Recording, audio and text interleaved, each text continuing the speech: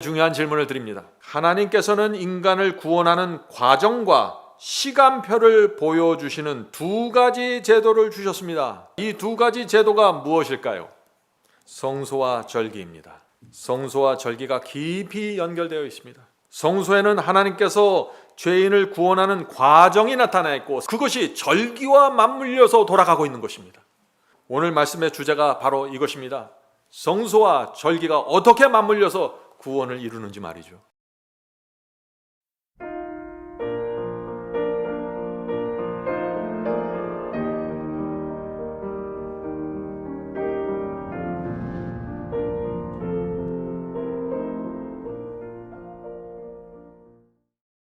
제가 말씀을 나눌 때 가장 강조하는 두 가지 기별이 있습니다. 그것이 무엇일까요?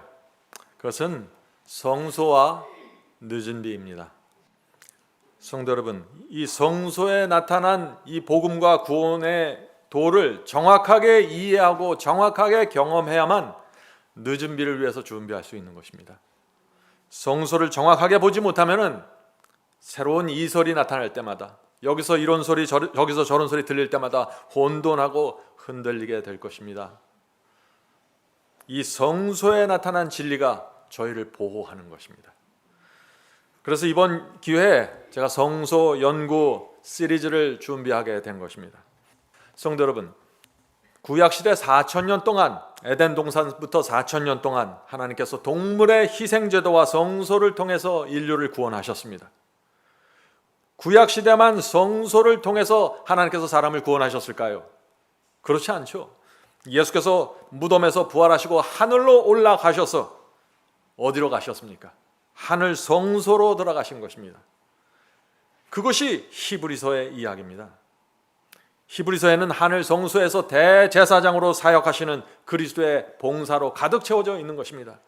그래서 4,000년 동안 지상 성소에서 이루어지고 있었던 그 구원이 하늘 성소로 옮겨지게 된 것입니다. 성소는 그대로 존재하는 것입니다.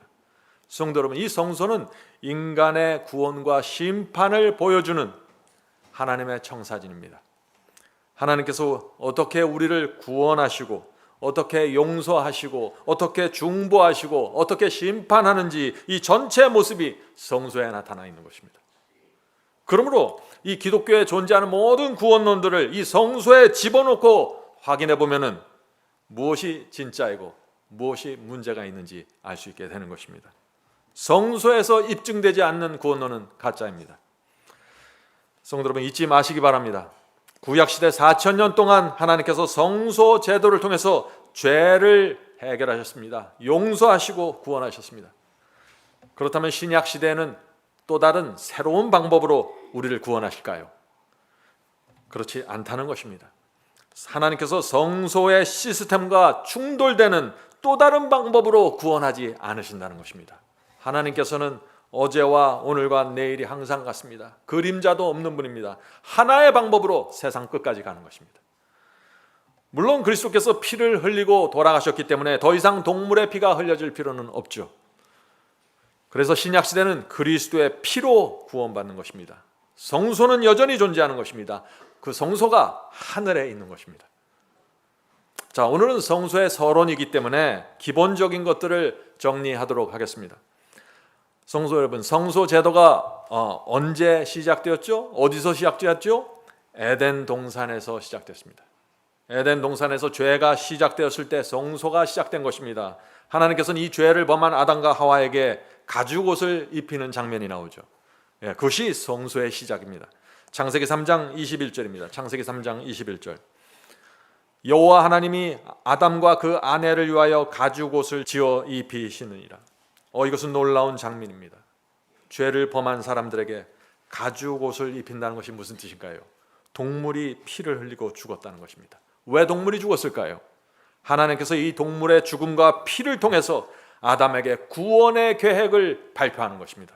이렇게 말씀하시는 것입니다. 아담아, 언젠가 내 아들 그리스도가 이 땅에 와서 죄의 값을 치르기 위해서 이 동물이 피를 흘리고 죽은 것처럼 죽게 될 것이다. 이것이 내가 너를 구원하는 유일한 방법이다. 아담이 얼마나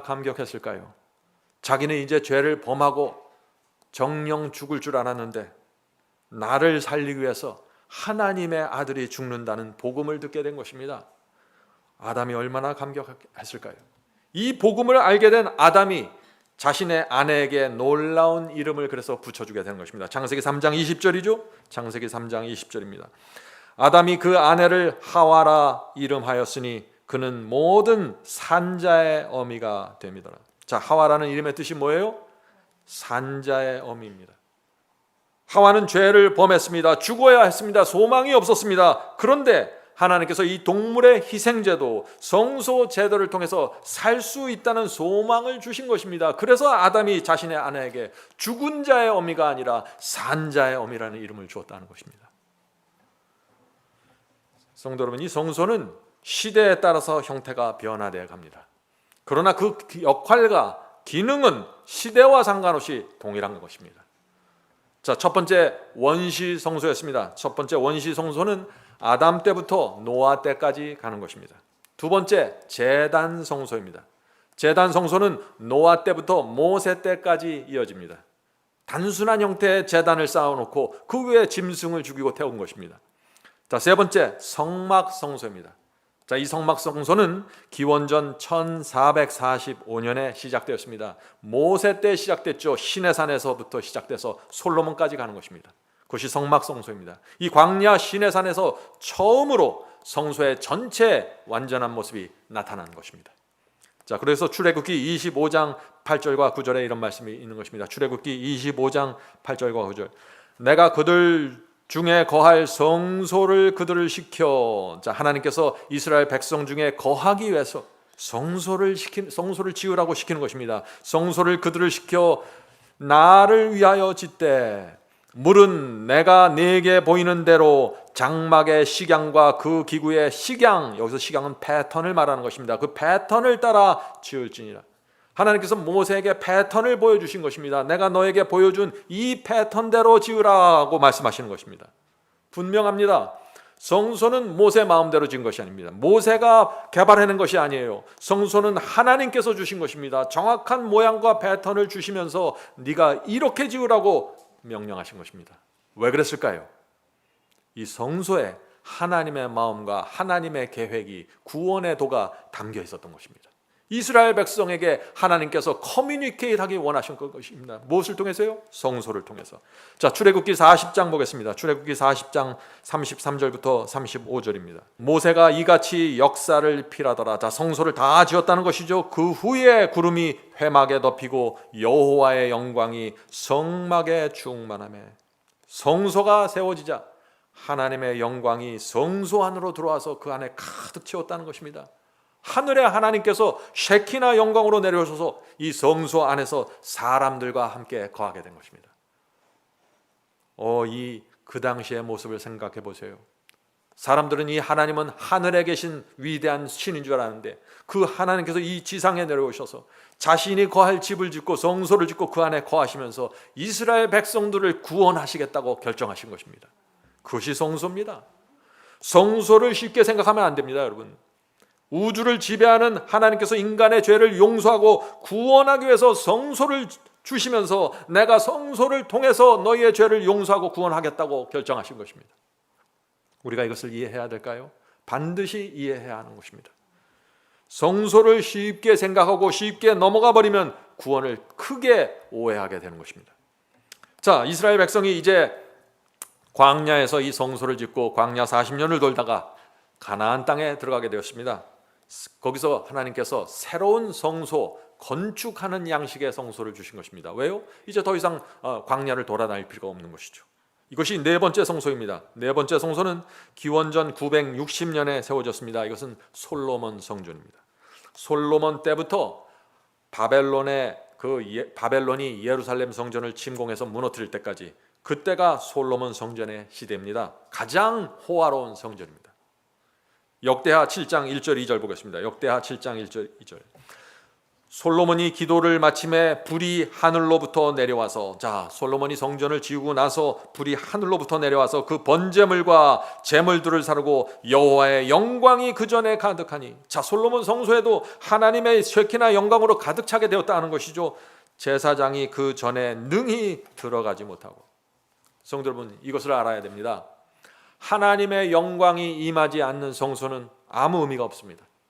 성소를 수백 개 줘도, 아무리 호화롭게 줘도 하나님의 영광이, 하나님의 임재가 쉐키나 영광으로 거하지 않으면 그것은 아무것도 아닙니다.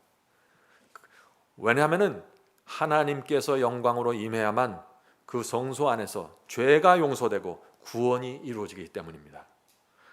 요즘 기독교에서 이스라엘의 제3성전을 지어야 한다고 떠들썩합니다.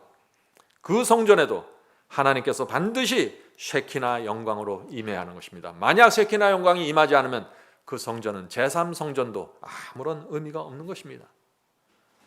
자, 세월이 지나서 이스라엘이 배도하게 되었습니다. 바벨론이 침범하면서 이 솔로몬 성소는 참담하게 무너졌습니다. 이 느부갓네살 왕의 침공으로 성소가 무너진 것이죠. 그래서 바벨론의 70년 동안 포로 생활이 이제 시작되는 것입니다. 70년의 포로 생활이 끝나고 이스라엘은 다시 예루살렘으로 돌아가게 되었습니다. 그때 이 이스라엘은 또다시 성전을 짓습니다. 이스라엘 속에서 성전이 없으면 안 되는 것입니다. 항상 주님을 믿는 백성 속에는 성소가 있는 것입니다. 그래서 무너진 성소를 다시 재건하는 일이 시작된 것입니다. 그것이 5번째 성소입니다. 무너진 성소의 재건입니다. 기원전 515년입니다. 기원전 515년 성소를 재건했습니다, 이스라엘이. 그러나 이 성소는 솔로몬의 성소에 비해서 너무나 초라했습니다. 그래서 성소를 다 진 다음에 백성들이 너무나 슬퍼서 울었던 것입니다. 그런데 이 초라한 성소가 예수님 시대에 와서, 헤롯 시대에 와서 확장되고 아름답게 단장되었습니다. 그 공사 기간이 46년이 걸린 것입니다. 그래서 요한복음에 이런 말씀이 있는 것입니다. 요한복음 2장 20절. 요한복음 2장 20절. 유대인들이 가로되 이 성전은, 헤롯 성전을 말하는 것이죠. 이 성전은 46년 동안 지었거늘. 자, 헤롯이 리모델링 하는데 46년 걸렸다는 것이죠. 46년 동안 지었거늘 네가 3일 동안에 일으키겠느냐 하더라. 지금 바리새인들이 예수님께 하신 말씀이죠. 자, 아담 때 원시 성소가 시작되었고, 노아 때 제단 성소가 시작되었고, 광야 시내산에서 하나님께서 모세에게 성소의 완전한 형태 장막 성소를 가르쳐 주었습니다. 그리고 가나안 땅에 들어간 후 솔로몬 성전이 건축되었고, 70년 동안 노예 생활 후에 다시 성전을 건축했습니다. 그리고 그 성전 안으로 예수께서 이 땅에 오셔서 걸어 들어가신 것입니다. 가장 초라한 성전으로 예수께서 들어가셔서 그 초라했던 성전이 하나님의 영광이 임하는 성전이 된 것입니다. 성도 여러분, 하나님께서 세상 끝까지 성소를 통해서 사람들을 구원하시는 것입니다. 오늘날 기독교가 놓친 것이 바로 여기에 있는 것입니다. 성소를 놓쳤어요. 그래서 성소를 놓친 상태에서 구원론을 만들어내고 교리를 만들어내다 보니까 성소와 계속해서 충돌하는 교리들이 나오게 된 것입니다. 여기에 문제가 있는 것입니다. 자, 예수께서 이 땅에 계셨다가 돌아가시고 부활하시고 하늘로 올라가셨습니다. 거기서 6번째 성소가 나타납니다. 성경에서. 그것이 하늘 성소입니다. 자, 하늘 성소 보겠습니다. 그리스도께서 하늘로 승천하신 AD 31년부터 재림 직전까지 있는 성소가 하늘 성소입니다. 신약 시대는 그래서 무슨 시대예요? 하늘 성소 시대입니다. 저와 여러분은 지금 하늘 성소 시대를 살고 있는 것입니다. 원시 성소로부터 시작된 이 성소가 마지막에 하늘 성소로 끝나게 되는 것입니다. 성소가 중단되었을 때는 단 한 번도 없는 것입니다. 히브리서 9장 11절 12절 보겠습니다. 히브리서 9장 11절 12절.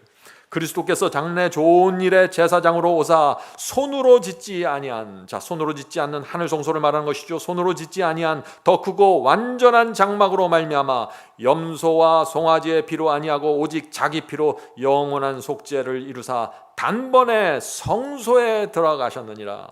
자, 그리스도께서 무덤에서 부활한 후 어디로 들어가셨다고 했어요? 성소, 하늘 성소로 들어가셨다는 것입니다. 지상 성소가 하늘 성소로 이어지게 된 것입니다. 예수께서는 그래서 지금 어디 계십니까? 하늘 성소에 계십니다.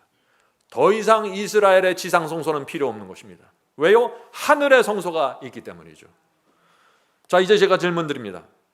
지상 성소와 하늘 성소의 기능과 역할이 같을까요? 다를까요? 동일한 것입니다. 성도 여러분, 하늘 성소도 사람을 구원하고 심판하기 위해서 존재하는 것입니다. 오늘날 기독교가 잃어버린 것이 무엇인가요? 그리스도의 정확한 주소를 놓쳤습니다. 하늘에 있는데 어디 있는지를 모르는 것이에요. 주께서 지금 하늘 성소에서 무엇을 하고 있는지 모르는 것입니다. 그래서 하늘 성소에서 이루어지고 있는 그 구원의 계획과 이 땅의 교회들이 가르치고 있는 구원론들이 전혀 맞지 않는 것입니다. 계속해서 충돌되는 것입니다. 그래서 사람들이 혼돈하는 것입니다. 성도 여러분, 만약에 유대 제사장들이 하나님께서 주신 그 성소의 구원과 상관없이 자기 마음대로 구원의 도를 가르치면 어떻게 될까요? 이스라엘 백성들은 완전히 망하게 되는 것이죠. 하나님께서 원하시는 구원의 경험, 그 의의 경험이 백성들에게 이루어질 수 없는 것입니다. 하나님께서는 이 성소를 통해서 의의 경험을 만들어내길 원하시는데 이 성소가 무너져버리면, 유대 제사장들이 성소를 오해해서 잘못 가르치면은 백성들이 어떻게 돼요? 자기 마음대로 신앙하고 자기 마음대로 살게 되고 자기 마음대로 구원을 바라보게 되는 것입니다. 바로 이것이 유대인들이 길을 잃어버린 이유고 유대인들이 망하게 된 이유입니다. 성도 여러분, 지금 이런 일이 오늘 교회 안에서 이루어지고 있는 것입니다. 성도 여러분, 잘 생각해 보세요. 지금 기독교에 어떤 일이 벌어지고 있는지. 자, 예수께서 부활하신 후에 하늘 성소에서 대제사장이 되었습니다. 대제사장으로 취임하신 것입니다. 자, 히브리서 8장 1절 2절 보겠습니다. 히브리서 8장 1절 2절. 히브리서는 하늘 성소로 가득 찬 성경입니다. 이제 하는 말의 중요한 것은, 중요한 말이 있다는 것이죠. 이러한 대제사장이, 그리스도 대제사장이 우리에게 있는 것이라. 자, 그리스도께서 우리를 위하여 하늘 성소의 대제사장이 됐다는 것입니다. 죄인을 구원하기 위해서 되신 것입니다.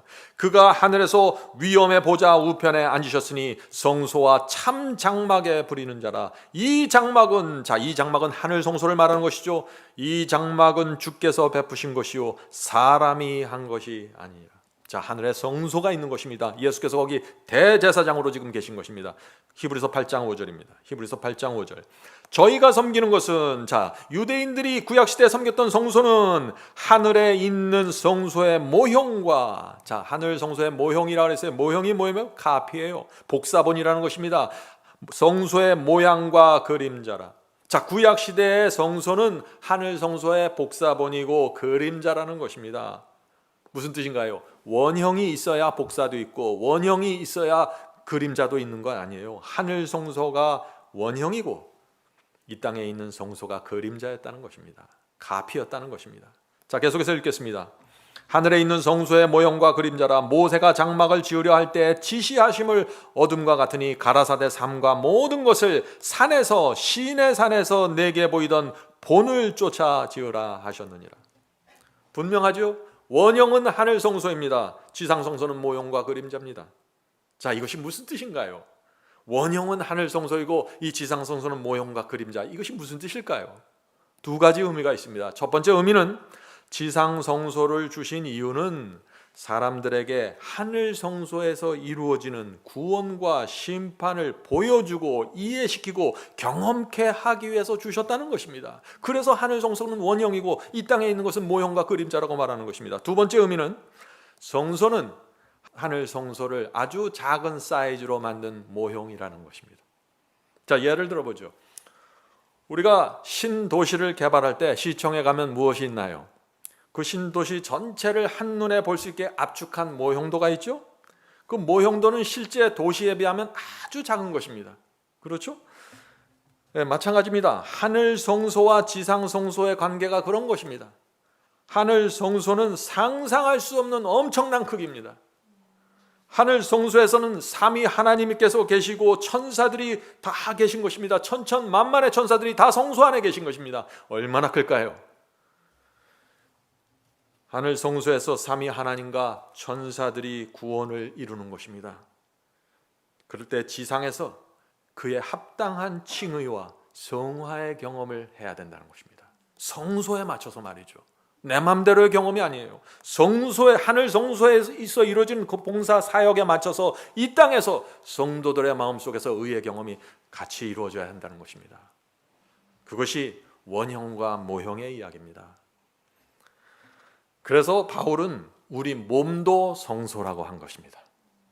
지상 성소가 있고 하늘 성소가 있고 몸의 성소가 있는 것입니다. 우리 안에 마음 성소가 있다 하는 것이죠. 왜 우리 몸이 성소라고 말하고 있을까요?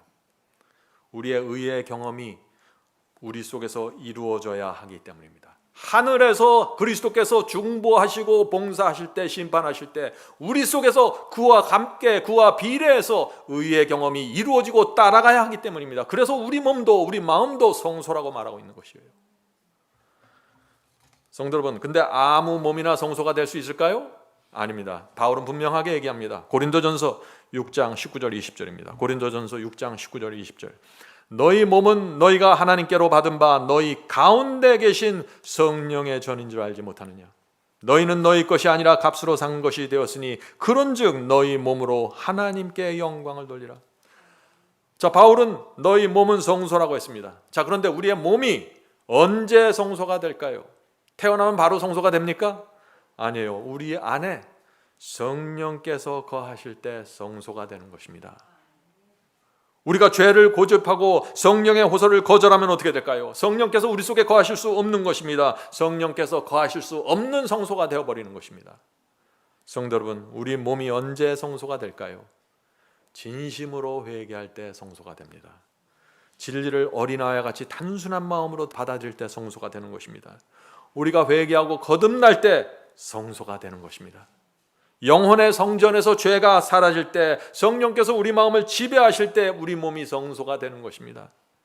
죄된 육체 속에 은혜가 지배하는 성전이 생기는 것입니다. 그래서 은혜 아래 거하니 죄를 지으리요 그럴 수 없느니라. 마음의 성전을 말하는 것입니다. 성도 여러분, 그런데 또 하나의 성소가 있습니다. 또 하나의 성소, 그것이 무엇일까요?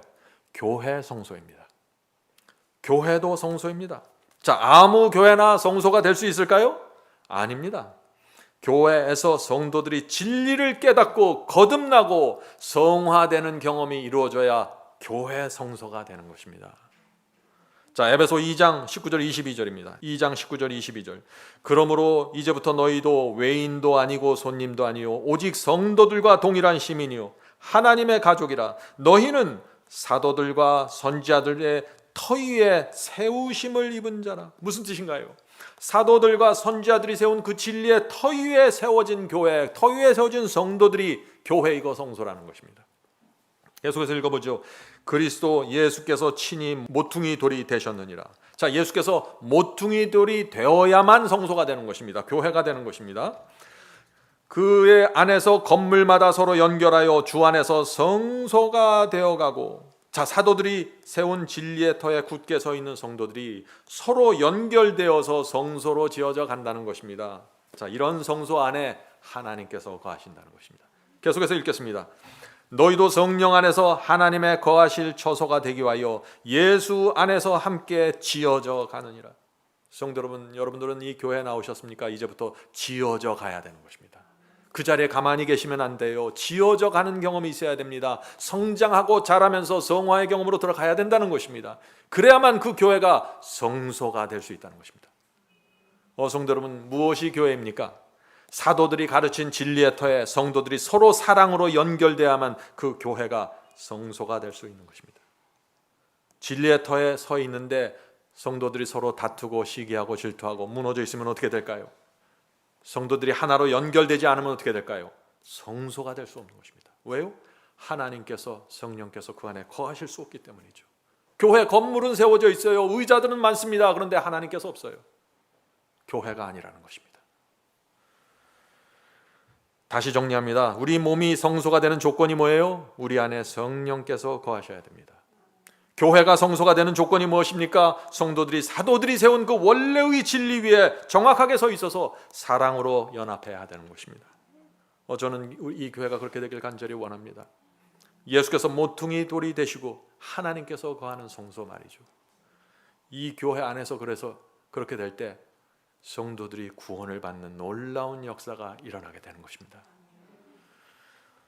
성도 여러분, 하나님께서 왜 몸 성소, 교회 성소를 지으라고 했을까요? 하늘에서 이루어지는 구원의 사역이 우리에게 이루어지게 하기 위해서 이 말씀을 하신 것입니다. 너희 몸은 성소가 되어야 되고 너희 교회도 성소가 되어야 된다고 말씀하신 것이죠. 하늘에서 구원을 이루시는 하나님의 마음을 이해하고 깨닫고 그것을 따라가는 자들이 구원받게 되는 것입니다. 매 시대마다 그런 성도들이 남은 무리였고 참된 하나님의 백성으로 부름받게 되는 것입니다. 자, 이제 성소를 통해서 이루어지는 그리스도의 사역을 살펴봅니다. 성소에는 그리스도의 대속과 중보와 심판이 순서대로 정확하게 나타나 있습니다. 성소에는 세 단계가 있는 것입니다. 구원은 성소의 세 단계로 이루어지는 것입니다. 이 세 단계 중 어느 하나라도 빠지거나 부족하면 복음에 문제가 생긴 것이고 의의 경험이 이루어지지 않게 되는 것입니다. 그래서 중요한 것이에요. 자, 이제 성소의 세 단계를 좀 보겠습니다. 먼저 성소뜰입니다. 성소뜰의 번제단은 무엇을 뜻하죠? 번제단은 그리스도의 십자가, 대속을 뜻하는 것입니다. 예수께서 이 땅의 성소에 내려오셔서 번제단에서 십자가를 세우신 것입니다. 번제단에서 우리 죄를 용서하기 위해서 그리스도께서 피를 흘리고 돌아가신 것입니다. 그리스도께서 이 번제단의 십자가를 세우신 것이 무슨 뜻입니까? 그것은 구원의 시작이지 끝이 아닙니다. 왜요? 아직 성소의 첫째 칸, 성소의 둘째 칸으로 들어가질 않았어요. 아직 남아있는 것입니다. 번제단은 구원을 완성시키는 것이 아닙니다. 번제단은 구원이 시작되는 것입니다.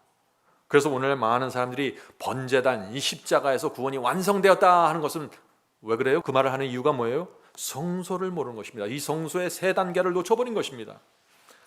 자, 번제단은 그래서 그리스도의 피로 죄의 값이 완전하게 치루어진 것입니다. 무엇이 치루어졌어요? 죄에 대한 대가가 치루어진 것이지 구원이 완성된 것은 아닙니다. 구원은 어디서 완성돼요? 성소 첫째 칸 가고 둘째 칸 지성소에 가서 거기서 완성되는 것입니다. 자, 성소의 첫째 칸은 그러면 무엇을 상징할까요? 그리스도의 중보를 뜻합니다. 그리스도께서 번제단에서 흘린 그 피를 가지고 하늘 성소로 올라가셨습니다. 그리고 거기서 중보를 하고 계신 것입니다. 성도 여러분, 중보가 무엇입니까? 시험과 유혹을 받을 때, 여러분께서 유혹을 받을 때 간절하게 기도하면은 주께서 그 성소에서 성령의 은혜를 베풀어 주셔서 승리로 인도해 주시는 것입니다. 여러분의 마음을 붙잡고 흔들리지 않게 붙잡아 주시는 것입니다. 그것이 중보입니다. 그러므로 이 중보의 사역이 없으면 구원을 받을 수가 없는 것입니다. 번제단에서 이루어질 수 없는 것이에요. 중보를 통해서 용서받고 중보를 통해서 승리가 이루어지는 것입니다. 이 경험이 우리 안에서 이루어져야만 구원이 되는 것입니다. 자, 그렇다면 지성소는 무엇을 뜻할까요? 지성소, 심판입니다. 오해하지 마세요. 심판은 우리를 구원하기 위한 심판이집니다. 멸망하기 위한 심판이 아니에요. 지성소는 구원이 결정되는 곳입니다.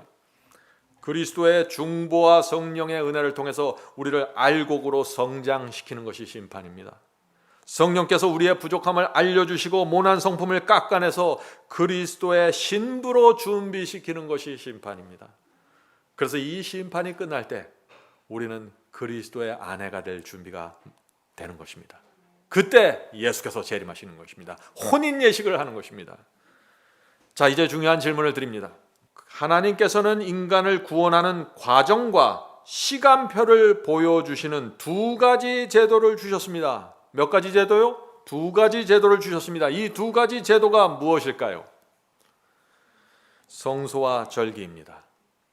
성소와 절기가 깊이 연결되어 있습니다. 성소에는 하나님께서 죄인을 구원하는 과정이 나타나 있고 세 단계로 나타나 있고 그것이 절기와 맞물려서 돌아가고 있는 것입니다. 오늘 말씀의 주제가 바로 이것입니다. 성소와 절기가 어떻게 맞물려서 구원을 이루는지 말이죠. 성도 여러분, 성소는 동물의 죽음과 피를 통해서 구원과 심판이 이루어지는 것을 설명해 주고 있고 절기는 달력과 날짜를 통해서 구원과 심판이 어떻게 이루어지는 것을 보여주는 것입니다. 이해하시겠죠? 성소는 동물의 죽음과 피를 통해서 구원과 심판을 설명합니다. 그런데 절기는 달력과 날짜를 통해서, 절기는 날짜니까요. 절기는 달력과 날짜를 통해서 하나님의 구원과 심판이 어떻게 이루어지는지 설명하는 것입니다. 그래서 이 두 개가 같이 맞물려서 가는 것입니다. 하나님께서 유대인들에게 몇 월 며칠 어떤 절기를 지키라고 어떻게 지키라고 명하셨습니다. 그리고 그걸 통해서 구원과 심판이, 내가 너에게 베푸는 구원과 심판이 어떻게 이루어지는지 보여주길 원한 것입니다. 유대인들의 문제가 무엇인가요? 하나님의 마음과 의도를 오해했습니다. 절기에 무엇을 먹으라고 하니까, 무엇을 하라고 하니까 그것만 열심히 하면 구원을 이루겠지 착각한 것입니다. 절기에 포함되어 있는 하나님의 마음과 하나님의 의도를 전혀 이해하지 못한 것입니다. 그래서 율법주의에 매몰돼 버린 것입니다. 성도 여러분, 중요한 것은 절기의 날짜와 의식이 아니에요. 절기의 의미와 그것이 표상하는 것이 무엇인지, 그리고 절기에서 내가 어떤 경험을 해야 되는지, 이것이 중요한 것입니다. 이것을 놓쳐버리면 절기를 수백 번 지켜도 아무런 의미가 없는 것입니다. 성도 여러분, 오늘날 기독교의 복음이 왜 이렇게 혼탁하게 되었을까요? 성소와 절기에서 나오는 빛을 놓쳐버린 것입니다. 그래서 오해에 빠진 것이에요. 자, 그래서 우리는 이제부터 절기를 좀 살펴봐야 합니다. 절기는 레위기 23장에 자세히 나옵니다. 유대인들은 7대 절기를 지켰습니다. 7대 절기입니다. 씨 뿌리는 봄에 네 절기를 주셨고 추수하는 가을에 세 절기를 주셨습니다. 봄의 네 절기는 그리스도의 초림을 통해서 성취되었고, 가을의 세 절기는 그리스도의 심판과 재림을 통해서 성취되는 것입니다. 자, 그러면 이제 우리가 이 절기들을 살펴보죠. 봄의 네 절기를 살펴보겠습니다. 봄의 네 절기가 있다는데 그것이 무엇인가요? 유월절, 무교절, 요제절, 오순절입니다.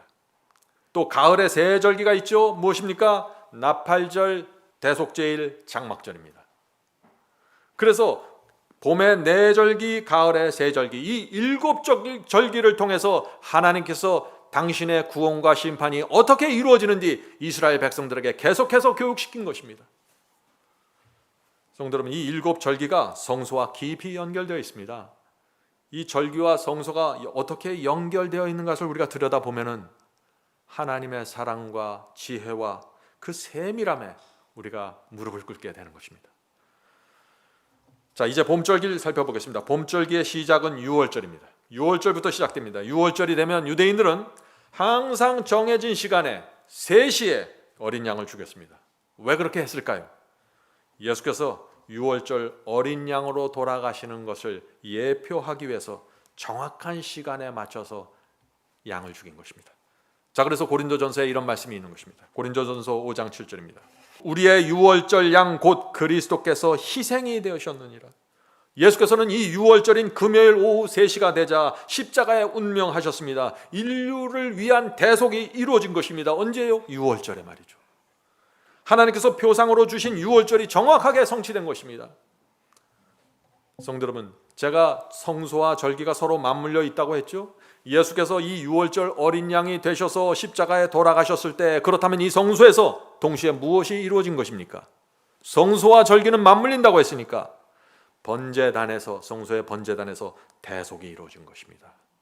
성소의 번제단에서 인류를 위한 희생 제물이 바쳐진 것입니다. 다시 말해서 성소뜰에 있는 번제단은 그리스도의 십자가 죽음을 상징하는데 그것이 유월절 날짜에 이루어졌다는 것입니다. 성소는 구원의 과정을 보여주고 절기는 그 과정이 이루어지는 시간을 보여주는 것입니다. 그래서 하나님의 백성들이 성소와 절기를 완전히 이해할 때 하나님께서 당신의 백성을 어떻게 구원하는지, 나를 어떻게 구원하는지 정확한 타임 플랜과 계획을 들여다보면서 주님을 따라가게 되는 것입니다. 이것이 어린 양이 인도하는 대로 따라가는 자들입니다. 모든 절기의 표상은 한 번 성취되면 다시 오지 않습니다. 유월절은 2000년 전에 이미 성취되었습니다. 십자가에서 성취되었어요. 그래서 다시 돌아올 필요가 없는 것입니다. 계속해서 유월절을 지킬 필요가 없어요. 지금부터 계속해서 유월절을 지킨다고 해도 아무 의미가 없는 것입니다. 성도 여러분, 하나님의 마음과 의도, 절기를 주신 하나님의 마음과 의도를 정확하게 보지 않으면 엉뚱한 곳으로 빠져나가게 되는 것이에요. 유월절 다음의 절기는 무엇입니까? 유월절 다음에 어떤 절기입니까? 무교절입니다. 무교절은 유월절 다음부터 일주일 동안입니다. 유월절, 무교절, 요제절이 나란히 붙어 있습니다. 성도 여러분, 무교절은 그리스도의 생에서 어떻게 성취되었을까요? 무교절은 그리스도께서 무덤에 들어가심으로 성취되었습니다. 유월절에 어린 양으로 십자가에 돌아가셨고 무교절에 무덤에서 지내셨습니다. 유대인들은 유교절에 어떤 떡을 먹었다고 했어요? 누룩이 들어가지 않는 떡을 먹었다고 했습니다. 그래서 무교절이죠. 왜 누룩이 없는 떡을 먹었을까요? 성경에서 누룩은 죄와 위선을 뜻하죠. 그래서 유월절에 돌아가신 그리스도의 십자가를 바라보면은 내 마음에서 무교절의 경험이 이루어진다는 것입니다. 죄가 빠져나가고 위선이 빠져나간다는 것입니다. 순수한 그리스도인이 되는 것입니다. 어디 앞에서요? 유월절에 돌아가신 그리스도를 바라보면서 내가 무교절의 경험으로 돌아가는 것입니다. 누룩이 없는 마음 말이죠. 유월절 십자가의 피로 마음을 씻으면 어떻게 됩니까? 새 마음을 받게 됩니다. 전에는 세상을 사랑했는데 이제 세상에 관심이 없어지게 됩니다. 죄에 누룩이 없는 사람으로 되는 것입니다. 죄가 싫어집니다. 위선이 싫어집니다. 순결해지고 싶습니다. 이 무교절의 경험이 이루어지는 것이 성도입니다. 이 유월절의 경험, 무교절의 경험이 계속해서 우리 속에서 이루어지는 것입니다. 성소에서 그리스도께서 움직이시고 그 움직이시는 움직임에 따라서 절기가 계속 바뀌어 나가는데 그것에 맞춰서 우리가 계속 의의 경험을 따라가는 것입니다. 그래서 이 세 가지가 같이 움직이는 것입니다. 성소와 절기와 우리 마음이죠. 자, 이제 요제절로 넘어갑니다. 유월절 3일 후에 요제절이 있습니다. 성도 여러분, 이 요제절에는 어떤 일이 이루어질까요? 요제절은 부활의 표상입니다. 예수께서 유월절에 돌아가시고 무교절의 무덤 속에 있다가 요제절이 되면서 부활하시는 것입니다. 정확한 절기의 순서대로 이루어지는 것입니다. 자, 요제절에 했던 또 하나의 특징이 있습니다. 그것은 첫 열매를 흔들어서 하나님께 바쳤습니다. 요제절입니다. 자, 레위기 23장 10절 보겠습니다. 레위기 23장 10절. 곡물의 첫 이삭 한 단을 제사장에게로 가져갈 것이요 제사장은 그 단을 너희를 위하여 여호와 앞에 연납되도록 흔들되 안식일 이튿날에, 자, 안식일 이튿날이 어느 날이에요? 일요일이죠. 안식일 이튿날 일요일에 흔들 것이며. 자, 요제절에 무엇을 합니까? 제사장이 첫 열매를 따서 여호와 앞에 나가 흔들었습니다. 그때가 언제예요? 안식일 다음 날 일요일에 흔들었습니다. 일요일에 첫 열매를 바친 것입니다. 이것이 무슨 뜻일까요? 왜 일요일에 첫 열매를 흔들었을까요? 왜냐하면 그리스도께서 일요일에 첫 열매로 부활하셨기 때문입니다. 그리스도의 부활은 첫 열매였습니다. 예수께서 유월절 금요일에 십자가에 돌아가셨고 무교절에 무덤에서 안식하셨고 요제절 일요일 아침에 첫 열매로 부활하신 것입니다. 성도 여러분, 우리의 경험도 따라가야 되는 것입니다. 우리도 십자가에서 자아가 죽고 무덤에서 모든 것을 버리고 새 생명으로 부활하는 경험을 해야 되는 것입니다. 그래서 우리가 무엇을 베풀죠? 그래서 우리가 침례를 베푸는 것입니다. 내가 죽고 물에 장사 지내고 새로운 생명으로 올라오는 것, 그것이 침례입니다. 유월절과 무교절과 요제절이 우리 속에서 이루어지는 것입니다. 침례입니다. 고린도전서 15장 20절 보겠습니다. 고린도전서 15장 20절.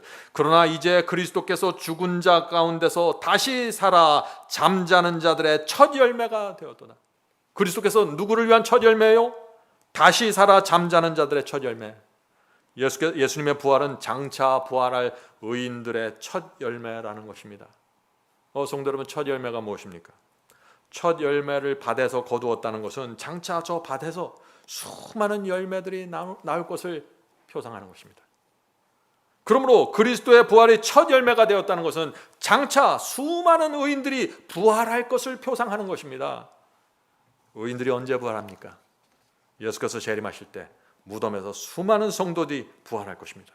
그 마지막 날에 나타날 그 부활을 표상하기 위해서 예수께서 부활하신 그 일요일에 첫 열매를 흔드는 것입니다. 그것이 요제절입니다. 자, 요제절 다음에 무슨 절기죠? 오순절입니다. 봄절기의 마지막 절기입니다. 요제절로부터, 다시 말해서 예수께서 부활하신 그날로부터 50일이 지나면 오순절이 되는 것입니다. 오순절의 표상도 정확하게 이루어졌을까요? 그렇습니다. 예수께서 요제절에 부활하시고 50일이 지나면서 오순절이 되었는데 그때 하늘에서 큰 성령이 임하셨습니다. 다락방에 120명에게 임했죠. 자, 제가 말씀드렸죠. 절기와 성소는 연결되어 있다고 했습니다. 오순절에 그렇다면 성소에서 어떤 일이 생겼을까요? 하늘 성소에서 어떤 일이 생겼을까요? 예수께서 무덤에서 부활하시고 하늘로 올라가셔서 하늘 성소의 첫 번째 관으로 들어가셔서 대제사장으로 취임하시는 날이 오순절입니다.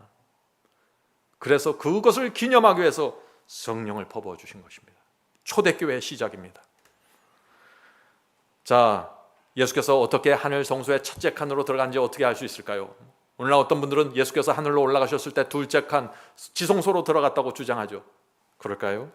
읽겠습니다. 요한계시록 1장 12절 13절. 요한계시록 1장 12절 13절. 몸을 돌이켜 나더러 말하는 음성을 알아보려고 하여. 돌이킬 때 저 사도 요한이 지금 계시를 보는 것입니다. 계시 중에 하늘을 보는 것입니다. 7 금촛대를 보았는데 촛대 사이에 인자 같은 이가 발에 끌리는 옷을 입고 가슴에 금띠를 띠고. 자, 지금 사도 요한이 계시를 보는데 하늘로 승천하신 예수님을 보는데 그 예수님이 어디에 계세요 지금? 7 금촛대 사이를 거느신다고 했어요. 7 금촛대가 성소의 첫 번째 칸입니까? 두 번째 칸입니까? 첫 번째 칸이라는 것이에요. 그래서 예수께서 하늘로 승천하시고 첫째 칸에 들어가신 것입니다. 다시 말해서 오순절에 예수께서 하늘 성소의 대제사장으로 부임하셔서 중보 사역을 시작하신 것입니다. 첫째 칸에서 말이죠. 6월절에 십자가에서 대속하시고 오순절에 하늘 성소에서 중보하신 것입니다. 성소의 패턴과 순서에 맞춰서 절기가 따라가는 것입니다. 그 절기의 흐름에 맞춰서 우리의 경험이 이루어지는 것입니다. 예수께서 지금 하늘 성소로 들어가셨는데 그 당시 수많은 유대인들은 여전히 지상 성소에 가서 양을 잡아서 죽였습니다. 예수님을 쫓아가지 못한 것입니다. 어린 양이 인도하는 대로 따라가지 못한 것입니다. 그래서 그 초대교회에 포함되지 못한 것입니다. 성도 여러분, 주께서 성소 안에서 움직이실 때 따라가셔야 됩니다. 그 빛을 이해하고 깨닫고 따라가야 되는 것이에요. 자, 성도 여러분, 유월절, 무교절, 요제절, 오순절이 성소와 연결되어 정확한 순서대로 그 의미와 표상이 성취된 거 보셨죠? 정확한 것입니다. 성소는 그리스도의 대속과 중보와 심판으로 이루어지는 순서를 보여주고, 절기는 대속과 중보와 심판이 이루어지는 정확한 날짜를 지적해 주는 것입니다. 그래서 사람들이 확실한 그림을 보고 쫓아가는 것이에요. 이 진리가 무엇인지. 성소와 절기는 함께 나란히 가는 구원의 역사라는 것입니다. 성도 여러분, 오늘 말씀은 여러분께서 시간을 내셔서 반드시 반복해서 들으셔야 정리가 될 것입니다. 쉽게 넘어갈 수 없는 진리입니다. 오순절은 봄의 보리 수확을 마치는 시기입니다. 유대인들은 오순절이 되면 감사한 마음으로 고운 가루로 만든 떡 2덩이를 만들어서 하나님께 바쳤습니다. 자, 오순절에 바친 이 떡 2덩이 무엇을 상징할까요? 이것은 유대인과 이방인들로 구성된 초대교회를 뜻하는 것입니다. 오순절에 초대교회가 탄생한 것입니다. 떡 2덩이로 탄생했습니다. 오순절 성령을 통해서 유대인과 이방인이 연합된 떡 2덩이의 교회, 초대교회가 세워진 것입니다. 성도 여러분, 만일 유대인들이, 그 당시 유대인들이 이 유월절과 무교절과 요제절과 오순절의 의미와 목적을 정확하게 깨달았으면 어떻게 됐을까요? 그들은 하나님의 마음을 이해했고 메시아를 알아보았고 놀라운 구원의 경험으로 들어갔을 것입니다. 성령의 큰 능력을 받고 복음을 땅끝까지 전파했을 것입니다. 유대인에 의해서 복음이 끝마쳐질 수도 있었던 것입니다. 그러나 그들이 진리를 놓쳤습니다. 왜 그런 일이 생겼어요? 성소와 절기를 오해함으로 그 참담함이 벌어진 것입니다. 오늘날도 마찬가지입니다. 성소와 절기를 이해하지 못하면 깊은 암흑 속에 빠지게 되는 것입니다. 성도 여러분, 하나님께서 이 절기를 주신 의도와 목적이 무엇입니까? 이 질문에 대답할 수 있는 성도가 마지막 성도입니다. 진리에 대한 빛을 갖고 있는 성도들이에요. 하나님께서는 봄과 가을의 7절기를 통해서 구원과 심판이 어떻게 이루어지는지 보여주시는 것입니다. 봄절기의 의미와 목적을 생각하면서 사람들이 그리스도의 초림을 위해서 준비하기를 원하신 것입니다. 그것이 하나님의 마음이었습니다. 그러나 유대인들은 아무 생각 없이 절기와 의식과 날짜만을 지키면서 그냥 살아갔던 것입니다. 생각 없이 말이죠. 그래서 멸망당한 것입니다. 지금도 마찬가지입니다. 지금은 가을절기의 시대입니다. 봄절기는 다 지나갔어요. 가을절기의 시대입니다. 그런데 사람들이 가을절기를 모르는 것입니다. 이 의미와 목적이 뭔지 전혀 모르는 것이에요. 가을절기는 말세에 이루어지는 하나님의 심판과 구원을 보여주는데 오늘날 기독교회가 그것을 놓쳐버린 것입니다. 절기에 합당한 의의 경험을 놓친 것입니다. 그래서 어떻게 됐나요? 믿기만 하면 구원받고 십자가에서 번제단에서 구원이 완성되었기 때문에 순종의 길을 걷지 않아도 된다는 엉뚱한 길로 빠져버린 것입니다. 성도 여러분, 우리가 이것을 이해해야 합니다. 제 말씀 잘 들어보세요. 이 세상 어떤 교회도 순종하지 말라는 교리를 세운 교회는 없어요. 많은 사람들이 그래요. 우리 교회에서도 순종하라고 얘기하는데요. 그것이 아니에요. 모든 교파는 순종하라고 설교합니다. 최선을 다해서 살라고 말해요. 그러나 진리에 완전하게 굴복하라고 말하지 않습니다. 성령의 호소에 완전하게 굴복하라고 말하지 않아요.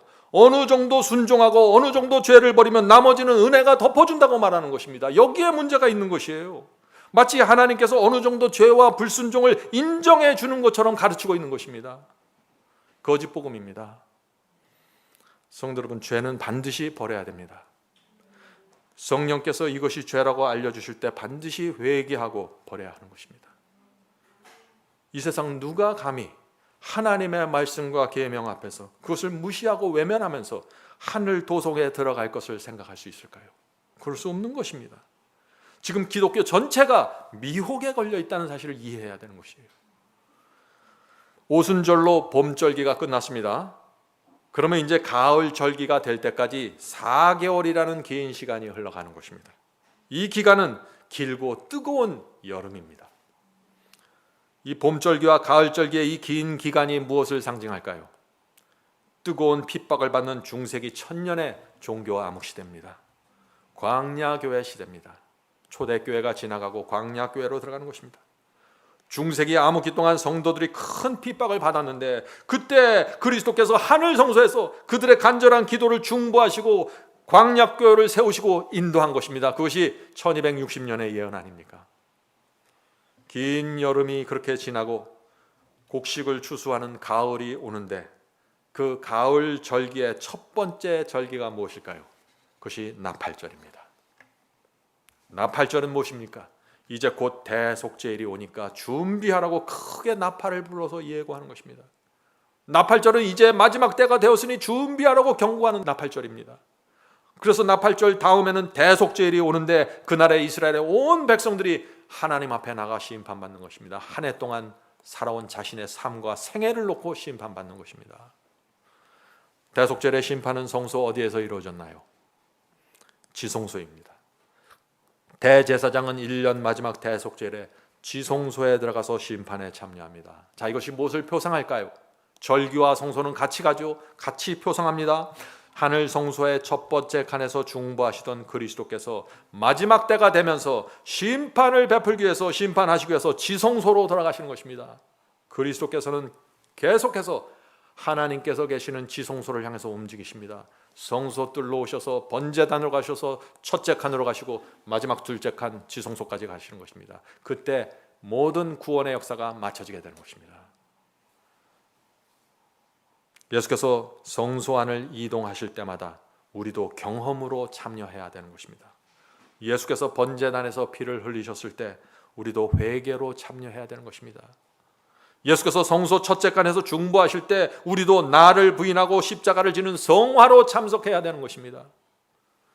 예수께서 지성소에서 심판을 시작하실 때 알곡으로 신부로 준비되어야 되는 것입니다. 하늘 성소와 우리의 경험은 직결되어 있는 것입니다. 성도 여러분, 예수께서는 지성소를 향해서 계속해서 움직이신다고 했죠. 성소뜰의 번제단에서 6월절의 어린 양으로 예수께서 희생됐습니다. 오순절이 되면서 예수께서 하늘 성소 첫 번째 칸으로 올라가셔서 중보 사역을 시작하셨습니다. 그리고 길고 뜨거운 중세기가 지나갑니다. 세상 끝이 되었습니다. 예수께서 그렇다면 어디로 들어가실까요? 이번에는 지성소로 들어가서 심판을 베푸시는 것입니다. 누가 알곡이고 누가 가라지인지, 누가 그리스도의 신부로 준비되는지 심판하시는 것입니다. 그것이 지성소의 대속죄입니다. 지성소 사역이 그 대속죄일이에요. 자, 그렇다면은 이 대속죄일 심판은 무엇을 기준으로 이루어질까요? 심판의 기준은 무엇입니까? 지성소 법궤 안에 있는 십계명이 기준입니다. 그래서 하나님께서 지성소에 법궤를 두시고 그 안에 십계명을 두셨다는 것입니다. 그래서 요한계시록은 마지막 시대, 이 지성소 시대, 대속죄일 사는 모든 의인들을 말할 때마다 저희는 하나님의 계명을 지키고라고 말하는 것입니다. 왜요? 지성소의 성도들이라는 것이죠. 요한계시록 12장 17절입니다. 요한계시록 12장 17절.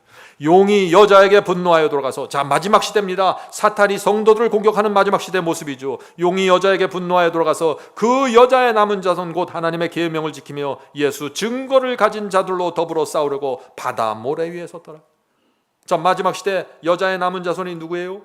지성소에 있는 십계명을 지키는 것입니다. 지성소에 들어가신 예수 그리스도를 따라서 들어가서 그 안에 계신 법궤에 있는 계명을 지키는 성도들이 있다는 것입니다. 그들이 마지막 시대 여자의 남은 자손이라는 것입니다. 그런데 사탄은 이것을 어떻게 미혹했나요? 천주 십계로 온 세상 사람들을 인도해 버렸습니다. 지성소에 들어가는 길을 막아버렸어요.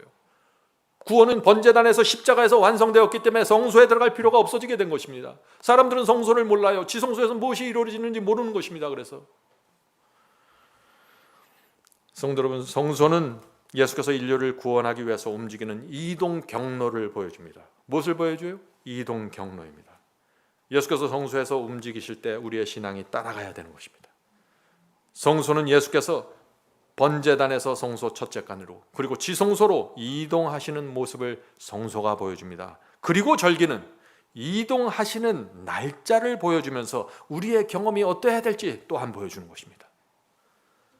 성도 여러분, 성소와 절기는 중요합니까? 중요하지요. 이것을 모르면 예수께서 지금 어디에 있는지 모르고 어떻게 움직이는지 모르고 무엇을 하는지 모르는 것입니다. 그것을 따라서 우리의 경험이 어떻게 나가야 될지를 전혀 모르게 되는 것입니다. 성소 진리는 정말 중요합니다. 성소 진리를 모르잖아요. 다니엘서와 요한계시록을 알 수가 없습니다. 성소를 모르면 히브리서도 이해할 수 없습니다. 왜요? 히브리서는 성소로 가득 차 있어요. 하늘 대제사장의 역할로 가득 차 있습니다. 요한계시록은 성소의 말씀입니다. 요한계시록을 보면은요, 예수께서 하늘 성소에서 무슨 일을 하고 어떻게 움직이는지 계시록의 순서대로 나옵니다. 자, 계시록 1장에서 무엇이 나와요? 하늘에 승천하시는 그리스도께서 7 금초대 사이를 거느시는 모습이 나오죠. 8장에 가면은 분향단 앞에서 성도들이 기도하는 그 기도를 받아서 중보하시는 모습이 나옵니다. 다시 말해서 계시록 1장부터 8장까지는 하늘에 승천하신 그리스도께서 성소 첫 번째 칸에서 봉사하시고 중보하는 장면이 나온다는 것입니다. 요한계시록 8장 3절 4절 보겠습니다. 요한계시록 8장 3절 4절. 또 다른 천사가 와서 제단 앞에 서서 금향로를 가지고, 자, 금향로 어딘가요? 분향단 위에 금향로가 올려져 있죠. 성소 첫 번째 칸의 기구입니다. 금향로는 금향로를 가지고 많은 향을 받았으니 이는 모든 성도들의 기도들과 합하여 보좌 앞 금향단에 드리고자 함이라. 향연이 성도의 기도와 함께 천사의 손으로부터 하나님 앞에 올라가는지라. 성도 여러분, 우리가 기도할 때 우리의 기도가 향연이 돼서 하늘 성소로 올라가는 것입니다. 그러면 예수께서 우리의 기도를 받아서 당신의 의의 금향로에서 당신의 의의 향기를 섞으셔서 하나님의 보좌로 넘겨주시는 것입니다. 그래서 우리의 기도가 주님의 뜻대로 응답될 수 있도록 중간에서 중보해 주시는 것입니다. 중보는 뭐예요? 하나님과 인간 사이에 끼어든 존재가 중보자입니다. 그리스도께서 하나님과 인간 사이에 끼어들어서 우리가 간구하는 모든 것을 받아서 하늘의 뜻이 이루어지도록 하나님께 간구해 주시는 것입니다. 중보입니다. 자, 그러나 이제 우리가 계시록 11장에 가면은 거기서 또 다른 장면이 나옵니다. 어떤 장면이 나올까요? 지성소가 열리면서 언약궤, 법궤의 모습이 나타나는 것입니다. 자, 무슨 뜻입니까 이것이? 예수께서 성소 첫째 칸에서 지성소로 옮겨 가셨다는 것이죠. 요한계시록 11장 보겠습니다. 요한계시록 11장 19절입니다. 이에 하늘에 있는 하나님의 성전이 열리니, 자, 어떤 성전이 열렸을까요? 계속해서 읽겠습니다. 하나님의 성전이 열리니 성전 안에 하나님의 언약궤가 보이며, 자, 이 언약궤라는 단어가 나오면 우린 금방 알아야 됩니다. 지금 지성소를 말하고 있다는 사실을 말이죠. 언약궤는 법궤를 뜻하는 것입니다. 지성소에 있는 것입니다. 마지막 시대가 되면서 지성소로 가는 길이 열리면서 예수께서 들어가셨다는 것이죠. 자, 성전 안에 하나님의 언약궤가 보이며 또 번개와 음성들과 뇌성과 지진과 큰 우박이 있더라. 분명하죠? 요한계시록 11장은 휘장이 열려있는 지성소의 모습입니다. 자, 예수께서는 성소 번제단에서 희생 제물이 되었습니다. 하늘로 승천하신 예수께서는 7 촛대를 거니시면서 분향단에서 성도의 기도들을 받으셨습니다. 중보 사역을 하신 것입니다. 그러다가 말세가 되면서 요한계시록 11장에 가서 하늘의 휘장이 열립니다. 예수께서 지성소로 들어가시는 것입니다. 언약궤가 보이는 것입니다. 지성소에 왜 들어가셨어요? 마지막 대속제일이 되었다는 것입니다. 잊지 마세요. 성소와 절기는 세상 끝까지 같이 가는 것입니다. 지성소와 절기는 같이 가는 것입니다. 성도 여러분, 요한계시록의 7 교회 예언을 보면은 우리가 살고 있는 시대가 나오죠. 우리가 살고 있는 시대가 어떤 교회 시대인가요? 라오디게아 교회 시대입니다. 그렇습니다. 마지막 교회입니다. 라오디아가 이 헬라어인데 무슨 뜻입니까? 라오디게아. 하나님께서 백성을 심판하십니다. 지성소 시대입니다. 심판 시대입니다. 이미 오래전에 심판이 시작된 것입니다. 오래전에 대속죄일이 시작된 것입니다. 오래전부터 누가 양이고 누가 알곡이고 누가 신부로 준비되고 있는지 누가 구원받을 것인지 결정하는 심판이 이루어지고 있는 것입니다. 그래서 사도행전에 이런 말씀이 있는 것입니다. 사도행전 17장 31절. 사도행전 17장 31절. 이는 정하신 사람으로 하여금 천하를 공의로 심판할 날을 작정하시고, 분명하죠? 성경은 심판할 날이 작정되어 있다고, 정해져 있다고 말하고 있는 것입니다. 그 날이 언제입니까? 마지막 때가 되면서 지성소가 열리는 날입니다. 일곱 교회 예언에서 라오디게아 교회 시대가 시작되는 그 날이 심판이 시작되는 날입니다. 지금 이 시대는 그래서 우리가 깨어서 존존하게 살아야 합니다. 그냥 아무렇게나 믿고 아무렇게나 살 수 없는 시대입니다. 예수께서 오시기 직전의 시대입니다. 성도 여러분, 하나님의 구원과 심판은 성소의 순서대로 이루어집니다. 그리스도께서 아기 예수로 이 땅에 오셨습니다. 유대 땅에 오셨습니다. 정해진 때가 돼서 성소로 가셔서 번제단에서 유월절 어린 양으로 돌아가셨습니다. 무교절에서 무덤에 계시고 요제절에 부활하시고 오순절이 되면서 하늘 성소의 대제사장으로 돌아가셨습니다. 그러다가 하늘 대제사장으로 올라가셔서 7 촛대를 지나시고 떡상을 지나시고 분향단을 지나가셔서 마지막 시대가 되면서 휘장이 열린 것입니다. 그리고 지성소로 돌아가신 것입니다. 대속죄일이 시작된 것입니다. 그러나 대속죄일도 시작이 있으면 끝이 있겠죠. 대속죄일에 그날 해가 저물어 가면은 심판이 끝나는 것입니다. 마찬가지입니다. 언제 심판이 맞춰지게 될까요? 지금 마지막 때 언제 심판이 맞춰질까요? 지성소의 심판이 언제 맞춰질까요? 중요한 질문입니다. 짐승의 표 환란이 오고 온 세상이 짐승의 표를 받는 사람들과 거절한 사람들로 나눠집니다. 그때가 되면 누가 알곡이고 누가 가라지인지 결정되는 것입니다. 그때 은혜의 시간이 끝나고 심판이 맞춰지는 것입니다. 심판이 끝났기 때문에 예수께서 지성소에서 다시 나오셔서 7 재앙을 땅에 쏟는 것입니다. 7 천사를 통해서 말이죠. 이 마지막 7째 재앙, 7장에서 마지막 7째 재앙이 내리면 그때 예수께서 하늘을 가르시고 재림하셔서 심판을 통해서 준비된 번제단과 성소 첫 번째 강과 마지막 지성소를 통해서 준비된 알곡과 신부들을 데리러 이 땅에 오시는 것입니다. 하늘로 가시는 것입니다. 그것이 뭐예요? 7 절기 중에 마지막 절기 장막절입니다. 유대인들에게 장막절은 한 해의 추수를 마친 후에 그 기쁨과 감사와 환희로 드린 잔치를 베푸는 것입니다. 마지막 절기입니다. 그날이 얼마나 감격스러웠을까요? 성도 여러분, 이 장막절은 예수 그리스도의 재림 때에 이루어지는 것입니다. 예수께서 우리를 데리고 하늘의 장막절로 참석하시는 것입니다. 우리 모두 그 장막절에 참여하게 되길 간절히 바랍니다. 성도 여러분, 성소에서 이루어지는 이 십자가와 중보와 재림의 전체 장면이 보이십니까? 이걸 보아야 되는 것입니다. 성소와 7 줄기가 나란히 가면서 어떻게 구원이 이루어지고 어떤 의의 경험이 그 속에서 이루어지는지 보아야 하는 것입니다. 이걸 보지 못하면 미혹당하는 것이에요. 오늘날 기독교에 흩어져 있는 거짓 복음들에 미혹당하는 이유가 뭡니까? 성소와 절기로 이루어지는 하나님의 구원의 전체 모습을 놓쳤기 때문입니다. 여러분이 듣고 믿는 모든 구원론들을 성소와 절기의 시스템에 집어넣으세요. 그리고 그 속에서 확인해 보세요. 무엇이 진짜이고 무엇이 문제인지 정확하게 드러날 것입니다. 아주 단순하게 확인할 수 있어요. 교회에서 순종하라고 설교한다고 진리가 아닙니다. 그 설교는 모든 교파에서 해요. 하나님께서 정해놓으신 성소의 절기와 의미를 이해하고 정확하게 설명해 줄 수 있어야 합니다. 그리고 그에 합당한 거듭남과 성화와 심판의 경험을 백성들에게 줄 수 있는 복음을 찾아야 되는데 그것이 진짜 복음입니다. 그 복음 외에는 저와 여러분을 구원할 수 있는 복음이 세상에 없는 것입니다. 심판과 재림을 보면서 성도들에게 정확한 준비할 수 있도록 인도하는 복음, 이것이 마지막 시대 남은 무리에게 주신 복음입니다. 성령께서 부디 우리 눈을 열어주셔서 정확한 구원의 도를 보여주시길 간절히 바랍니다. 하늘에 계신 저희들의 아버지, 성소를 통해서 지금 이 시대가 어느 시대인지 때를 분별할 수 있도록 도와주시옵소서. 일곱 절기를 통해서 저희가 하나님께서 지금 이루시는 구원의 경험이 어디까지 가야 되는지 볼 수 있도록 인도해 주시옵소서.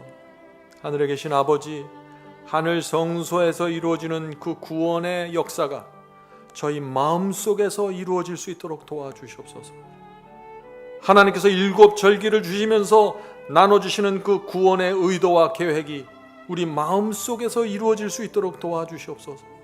하늘에 계신 아버지, 이 시간에 저희의 모든 죄와 저희의 우상들을 주 앞에 내놓습니다.